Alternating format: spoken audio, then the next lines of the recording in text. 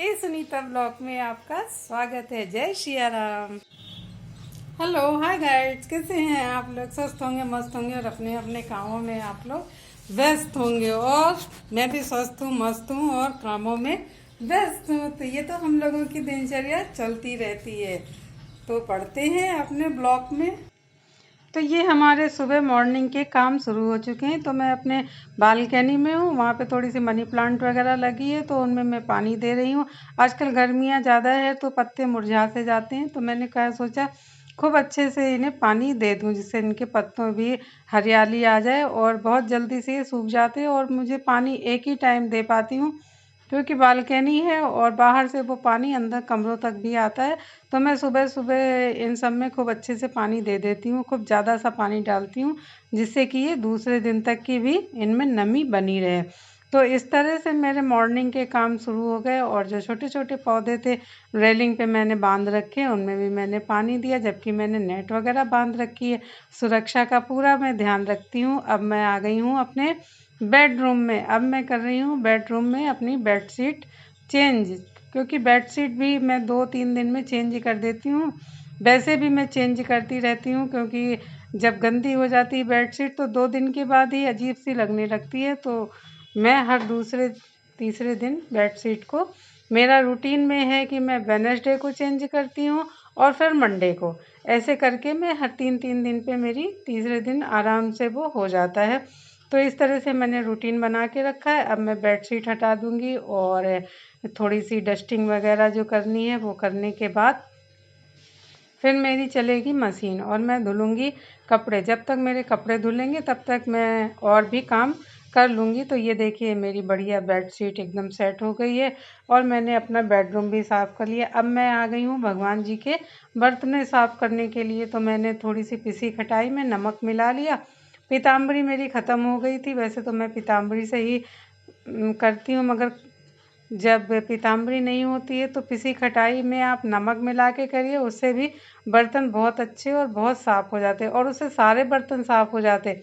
आपके पीतल के भी साफ़ हो जाएंगे, चांदी के भी साफ़ हो जाते हैं और जितने भी बर्तन हैं तो वो सब मैं आज पिसी खटाई और नमक मिला के ही साफ़ कर रही हूँ। ये मेरी छोटी सी गिलसिया है, ये है लड्डू गोपाल के दूध वगैरह देती हूँ मैं, और इसमें सब। और ये है चांदी का छोटा सा लोटा, तो ये नहलाने के लिए मैंने रखा है। तो ये छोटू मोटू सा लोटा है, तो इसको मैं अपने भोलेनाथ को नहलाती हूँ और अपने गोपाल जी को मैं इनसे नहलाती हूँ। और ये है प्लेट, इसमें बैठ के वो नहाते हैं, स्नान करते हैं हमारे ठाकुर जी।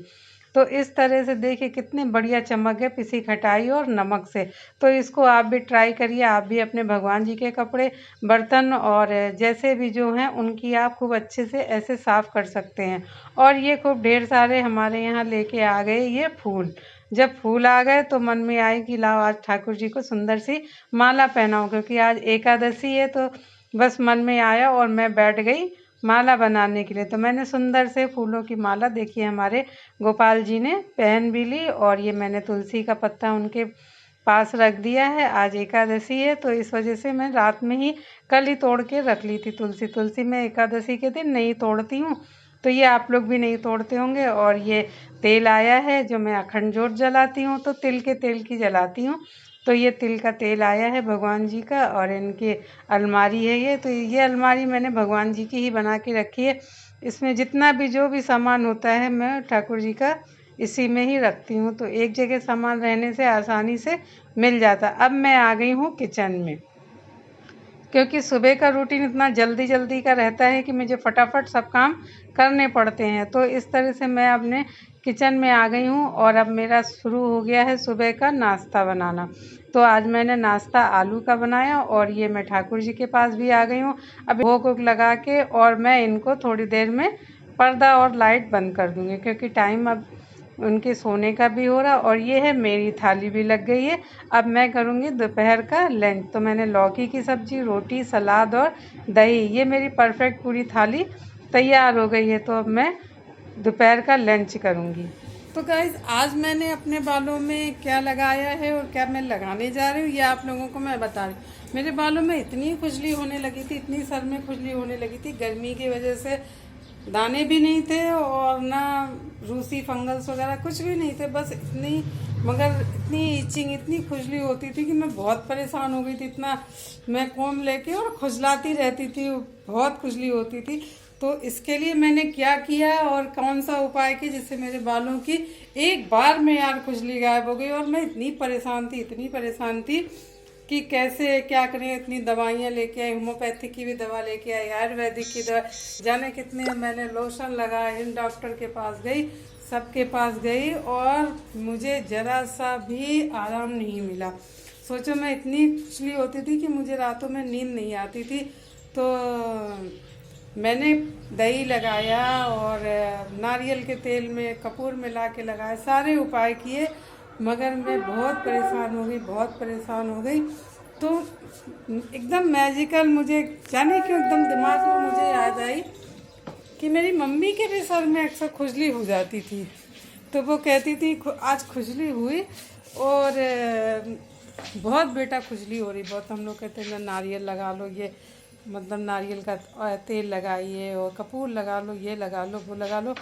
फिर जब फ़ोन करके उनसे पूछते थे कि कैसी है आपकी खुजली, ठीक है या नहीं है, तो वे बताती रहती थी कि नींबू लगा लिया हमने, नींबू के रस से मेरी सारी खुजली चली गई। तो ये बात मेरे दिमाग में स्ट्राइक करी। मुझे याद आया कि मेरी मम्मी जो है मुझको नींबू के रस से कहती थी बस उसे कटिंग करो और उसका रस पूरे बालों में अपने रगड़ो, बालों में नहीं मतलब जो त्वचा होती है इस पे।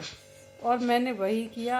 आप यकीन मानिए, आपके भी कभी खुजली हो, कभी कुछ हो, तो ट्राई करके आप ज़रूर एक बार देखना, मेरी बात का विश्वास करना। कहीं पे भी खुजली हो, कुछ भी हो, और बस नींबू लेना और नींबू को डायरेक्ट छिलके, नींबू का छिलका, रस नहीं, कुछ भी नहीं निकालना, पूरा एकदम कट करना और हल्का सा ऐसे दबा लेना कि मतलब आपके प्रेशर से उसका रस निकलता रहे। और पूरी सर की जितनी भी स्किन है आपकी, उस स्किन पे आप धीमे धीमे धीमे धीमे मसाज करिए और 10-15 मिनट के लिए छोड़ दीजिए। 20 मिनट जो भी आप काम करें या कुछ करें उससे पहले लगाएं। रात भर लगा के नहीं छोड़ना, क्योंकि नींबू में एसिड होता है तो वो नुकसान कर सकता है, बालों की जड़ें कमज़ोर हो सकती हैं। तो आप बालों में लगाए, सर की जितनी भी स्किन है उसमें हल्के हल्के से मसाज करिए और 15-20 मिनट के लिए कोई भी काम करते रहिए और उसमें थोड़ा सा समय करिए और फिर सिर्फ पानी से धुलिए। कोई भी केमिकल वाला शैम्पू यूज मत करिए, बस इस बात का ध्यान रखिए, सिर्फ सर में लगाइए। और मेरी तो एक दिन में आप यकीन नहीं मानेंगे, कभी किसी के भी अगर खुजली होती है सर में, तो प्लीज़ आप लोग एक बार मेरे कहने से इस बात को ट्राई ज़रूर करना। ये जो मैंने आपको बताया है ट्रीटमेंट, ये रामबाण है। मेरे तो एकदम एकदम एकदम एकदम गायब हो गए सिर्फ एक बार के लगाने से। तो जो कि मेरी तो बहुत हो रही थी, बहुत, सब खुजलाने से सोचिए सर में सब निशान पड़ गए, उनमें खुजली हो रही है। तो मैं बहुत परेशान हो गई थी और इससे मुझे बहुत आराम मिला। तो मैं आप लोगों से भी कहूँगी, जिससे भी कोई दिक्कत हो या खुजली सर में हो रही हो, और डैंड्रफ के लिए तो नारियल तेल और ये सब तो चलता ही है, मगर अगर आपको खुजली हो रही है और डैंड्रफ भी है तो भी आप इसको अपनी डायरेक्ट लगाइए, किसी में मिला के नहीं, ना नारियल तेल में नहीं मिलाइए और ना ही आप दही में मिलाइए। सिर्फ नींबू लीजिए, काटिए, बीच से 2 टुकड़े करिए, हल्का सा उसका निचोड़ दीजिए, जिससे जब आप लगाए हैं सर में ऐसे ऐसे करके तो उसका जो रसा है वो आपकी स्किन में लगता जाए। तो मैंने यही किया और मेरी एकदम खुजली गायब हो गई एक बार के करने से। और हाँ, बस इस बात का ध्यान रखिए, कोई भी केमिकल युक्त शैम्पू यूज मत करना जितने दिन आप ये ट्रीटमेंट करें।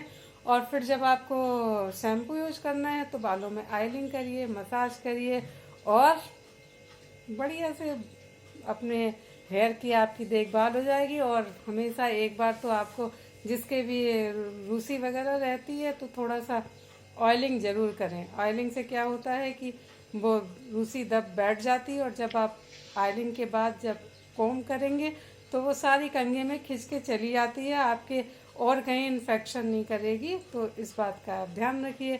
और अगर सिर्फ खुजली हो रही है मेरी तरह, तो मेरे बताए हुए इस नुस्खे जो मैंने बताया है आपको, उसको ज़रूर ज़रूर ज़रूर यूज करके देखिए और फिर मुझे कमेंट में बताइए भी कि हाँ मेरे बताए हुआ नुस्खा आप लोगों को कितना कितना सूट किया। तो मिलते हैं फिर न्यू ब्लॉग में, ए सुनीता ब्लॉग में। आप लोग इसी तरह देखते रहिए, प्यार देते रहिए और सब्सक्राइब मत करिए। आप लोग सब्सक्राइब नहीं करते हैं, कोई बात नहीं, आपकी मर्जी। अच्छा लगा करे तो सब्सक्राइब करो, नहीं अच्छा लगता तो कोई बात नहीं, मगर मैं तो आप लोगों का दिमाग खाती रहूँगी, है ना। तो मिलते हैं न्यू ब्लॉग में, ए सुनीता ब्लॉग में। आप लोग इसी तरह अपनी अटेंडेंस लगाते रहिए और मुझसे बातें करते रहिए, मिलते रहिए। मैं इसी तरह कुछ ना कुछ और जो मैं अपने ऊपर ट्राई करूँगी वही आपको बताऊँगी। तो मेरे जो बताए हुए जो भी आपको मैं आयुर्वेदिक नुस्खे या घर के जो भी होते हैं वो सब मैं आप लोगों को बताती रहूँगी। तो बाय बाय, मिलते हैं न्यू ए सुनीता ब्लॉग में। राधे राधे, जय श्री कृष्णा।